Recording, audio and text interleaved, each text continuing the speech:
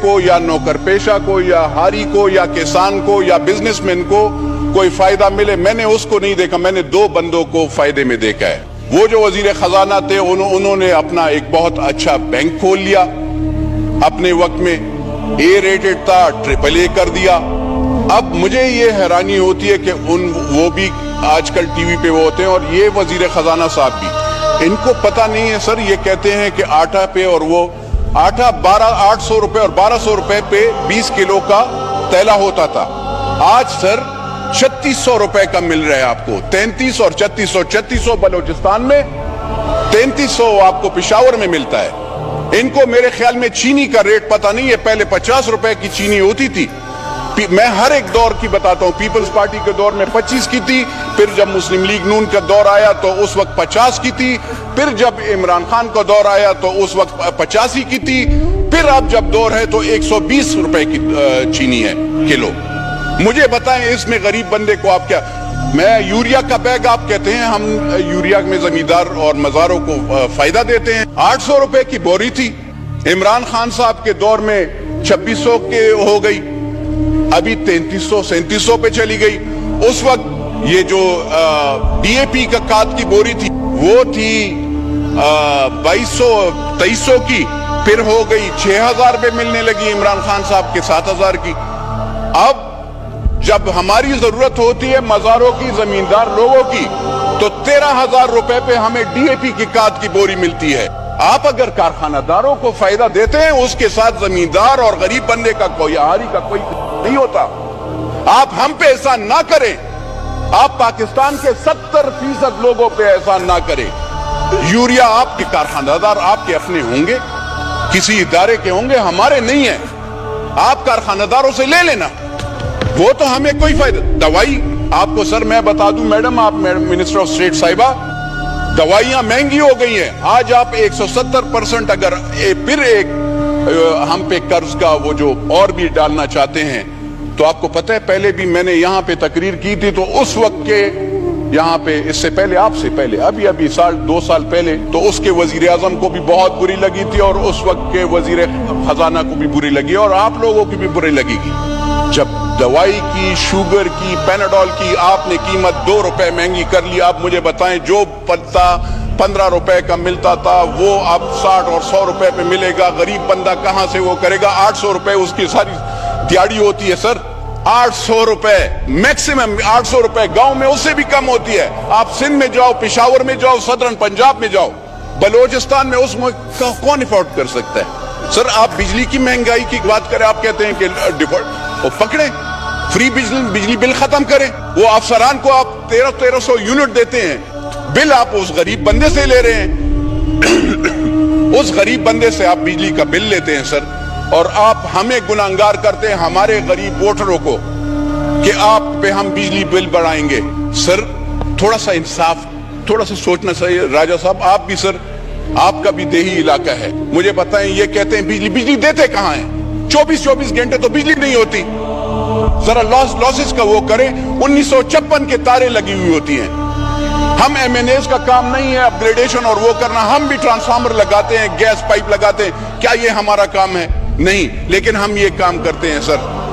اور وہ ادارے، وہ افسران، غریب بندے کو بجلی نہیں ہوتی. ہماری مائیں بہنیں بجلی وہاں پہ گرمی سے جل رہی ہوتی ہیں، اور وہ افسران ٹھنڈے کمروں میں بیٹھے ہوتے ہیں. بجلی والوں کے بھی سردی میں جو گیس والے ہوتے ہیں ان کے افسران، ان کی سیلریز آپ نے دیکھی ہے، 60 لاکھ روپے سیلریز، 60 لاکھ روپے تنخواہ دیتے ہیں. اس کے ساتھ اس کو لینڈ کروزر، اس کے ساتھ اس کو پیٹرول، اس کے ساتھ اس کو 5 سٹار ہوٹل، اس کے ساتھ آپ اس کے بچوں، اور اس کے ساتھ وہ پتہ نہیں کیا کیا. اور بوجھ آپ جب بوجھ دیں گے، یہ جو چیز آپ لا رہے ہیں نا سر، یہ والی چیز ہے جو آپ نے ہمیں پیش کی ہے، اس کا کیا فائدہ ہے سر؟ What is this basically? مجھے بتائیں. یہ آپ غریب بندے پہ پکڑیں نہ، جا کر 300 کنال والے گھر کو بھی پکڑیں، اپنے آپ کو، یہ اور لیڈران کو بھی پکڑیں.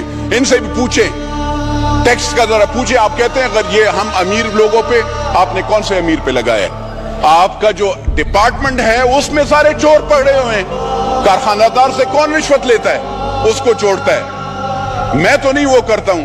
تو سر میری عرض یہ ہے, کہتے ہیں ذرا ترقیاتی بینک کے قرضے میں معاف کروں گا. کہاں پہ قرضے معاف کر دیں؟ جہاں پہ تو سیلاب آئے ہیں ان کے تو آپ نے قرضے نہیں معاف کر رہے.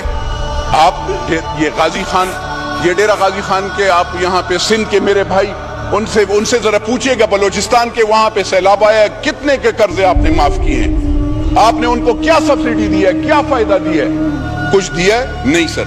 تو میری عرض یہ ہے سر, وزیر خزانہ صاحب کہتے ہیں ایئر فیئر پہ 50,000 سے روپے سے ٹکٹ جب مہنگا ہوگا تو وہ اس پہ 20% ہم ٹیکس, فیڈرل ایکسائز ڈیوٹی. سر آپ دیکھیے گا, آپ سب ٹیکسز آپ کے سب سے زیادہ ہیں ہر چیز میں. پاکستان وہ ملک ہے جہاں پہ ٹیکسز ہیں, کوئی بینیفٹس نہیں ہے. اگر آپ ٹیکسز لگاتے ہیں تو کوئی بینیفٹ لگاؤ نا.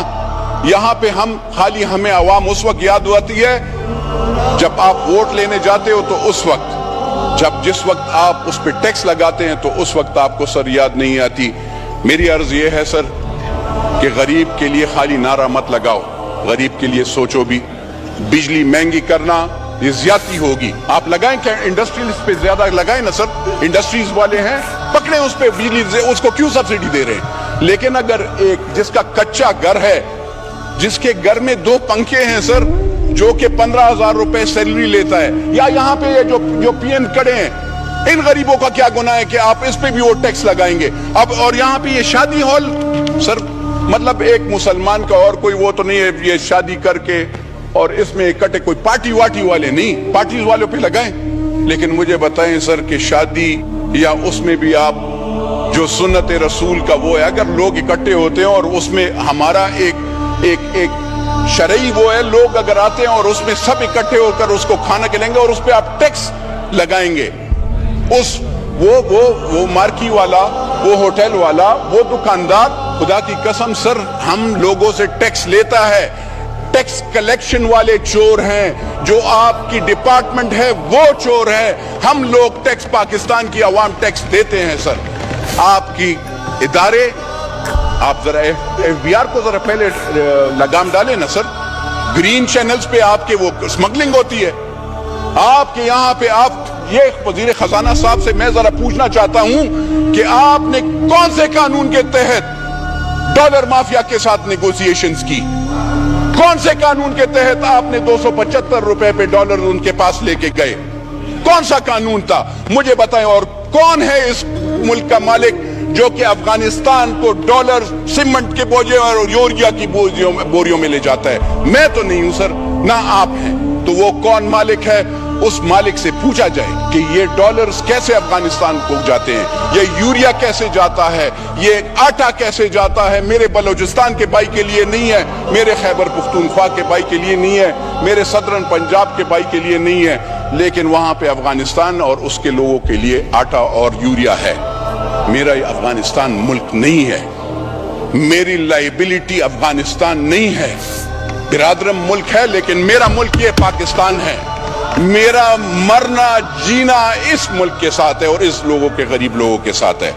تو سر میں عرض یہ کرنا چاہتا ہوں ان کی منسٹر صاحب کو, اگر یہ ایسے یہ جو معاہدے ہیں, عمرانی ڈار والا معاہدہ ہوا, اس ہاؤس میں آنا چاہیے. آئی ایم ایف کے ساتھ ان نے کون سے ارادے کیے ہیں؟